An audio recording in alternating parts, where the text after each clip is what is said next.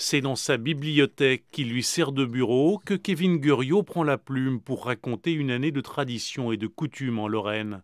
Expliquer quelles sont les origines de nos fêtes, d'où vient par exemple la tradition des crécelles pendant la Semaine Sainte, ou celle typiquement vosgienne des changolos.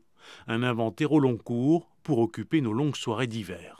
Il y a tout un tas de coutumes qui, si elles ne sont pas transmises, peuvent disparaître. Or, elles forment un patrimoine à part entière, un patrimoine immatériel. Quand on parle de patrimoine, on pense souvent à nos lavoirs, nos croix de chemin, nos châteaux, nos cathédrales.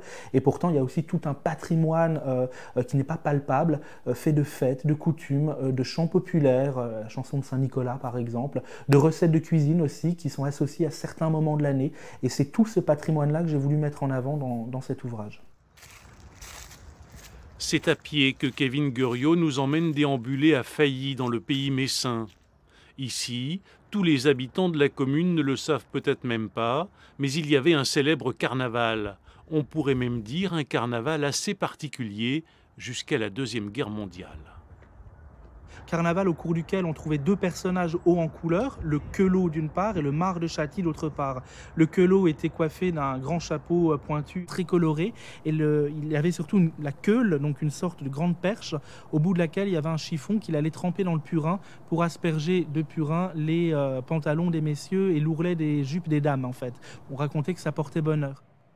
Non loin de là, à Vanny, au bord de la route entre Metz et Bouzonville, se trouve la croix de Louve. Une croix à 3 jambes érigée en 1445 qui a été détruite puis restaurée en 1981.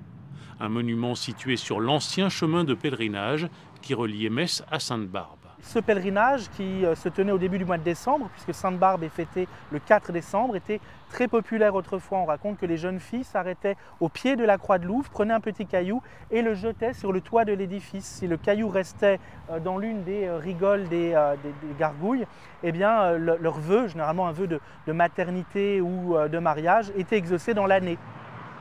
Des anecdotes de ce genre, une année en Lorraine, publiée aux éditions La Geste, en regorge.